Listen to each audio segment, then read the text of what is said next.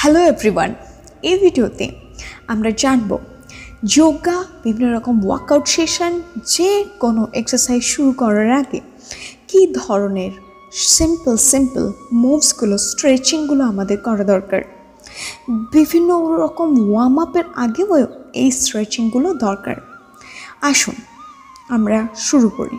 First আমরা আমাদের both হ্যান্ডসকে এইভাবে থোরাসিক এরিয়াতে অ্যাডজাস্ট করে ইনহেল করতে করতে স্ট্রেচ করব, এক্সেল করতে করতে হেডকে ডাউন করব।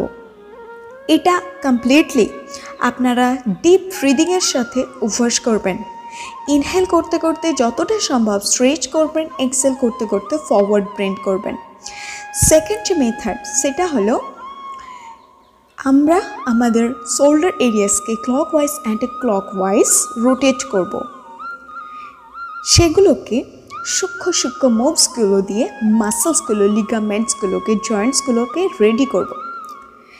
First both hands together and stretch towards the up whole body, then relax.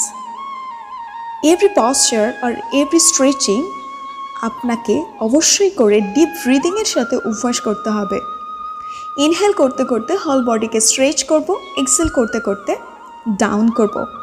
তাতে আমাদের শোল্ডার থেকে শুরু করে রিবকেজ থেকে শুরু করে আমাদের হিলস থেকে শুরু করে সমস্ত জয়েন্ট সুন্দরভাবে স্ট্রেচ হয়। এটাকে আমরা চেষ্টা করব যতটা সম্ভব ব্রিথকে ডিপ করা।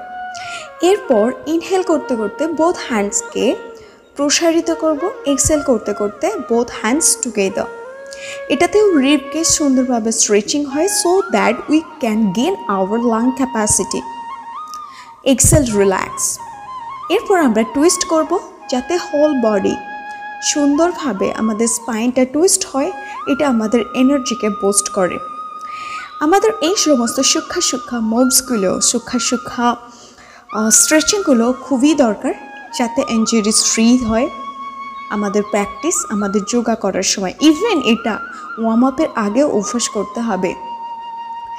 আপনারা অবশ্যই করে এইভাবে টুইস্ট করবেন যতটা সম্ভব আপনার পক্ষে। এরপর both hands together, then just stretch your palm forward and back, forward and back, forward and back. Then both hands straight করে আবার forward and back stretch। এতে দেখুন হোল হ্যান্ডসের যে মাসলগুলো সুন্দরভাবে স্ট্রেচিং হয়।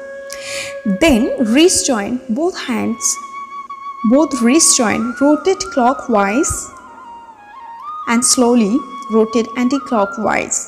Do it very smoothly, do it very slowly so that you can feel the stretch. Then again both hands straight করেও আপনাকে wrist jointগুলোকে clockwise and anti-clockwise rotate করতে হবে। এরপর any sitting position or otherwise আপনি standing পজিশনেও এই স্ট্রেচিংটা করতে পারেন। এইভাবে আপনার সাইড স্ট্রেচিং অর্থাৎ আপনার বডির সাইডে সুন্দরভাবে ওপেন করতে হবে, রিবকেজ ওপেন করতে হবে, দেন বডিটাকে লেগের সঙ্গে অ্যাডজাস্ট করতে হবে। স্টে করার দরকার নেই। ইনহেল করতে করতে হোল বডিকে ডাউন করুন, এক্সেল করতে করতে কাম ব্যাক। আগেন চেঞ্জ করে সাইড চেঞ্জ করে ইনহেল করতে করতে হোল বডিকে ডাউন, এক্সেল করতে করতে বডি আপ। এই স্ট্রেচিংটাকে আপনারা রিপিট করতে পারেন 3 to 4 টাইমস। দেন স্লোলি আপনি ডে বাই ডে এটাকে ইনক্রিজ করতে পারেন। ফার্স্ট আপনি 5 টাইমস দিয়ে শুরু করলেন, দেন এটাকে 10 টাইমস, 12, এইভাবে ইনক্রিজ করতে পারেন so that you can feel some stretch your whole body, then relax. Now lie down পজিশনে আমরা ফার্স্ট আমাদের হিপস এরিয়াকে স্ট্রেচ করব। দেন এইভাবে লেফট লেগকে রাইট লেগের সাথে অ্যাডজাস্ট করে জাস্ট স্ট্রেচ করতে হবে। Try to touch your feet and your thighs with your belly so that you can feel stretch very well. Opposite same ভাবে অপোজিট লেগটাকেও টাচ করার চেষ্টা করব, বেলির সাথে অ্যাডজাস্ট করার চেষ্টা করব। Then both leg straight. আমরা আবার ওয়ান বাই ওয়ান প্রত্যেকটা লেগকে এইভাবে স্ট্রেচ করে নেব। এরপর মেরুদণ্ডাসনার পশ্চারটাতে স্পাইনকে টুইস্ট করে নেব, স্ট্রেচ করে নেব।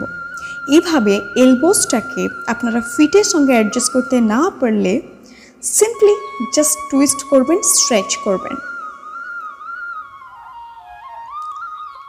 এই সময় আপনারা ইনহেল এক্সহেলের সাথে অভ্যাস করতে পারেন, otherwise keep your breath normal. Then relax. Then both legs together and stretch in Pawan Mukta Asana. এইরকম ছোট ছোট সূক্ষ্ম মুভসগুলো ওয়ার্ম আপের আগে অবশ্যই করবেন। Thank you so much for watching. Stay healthy and happy.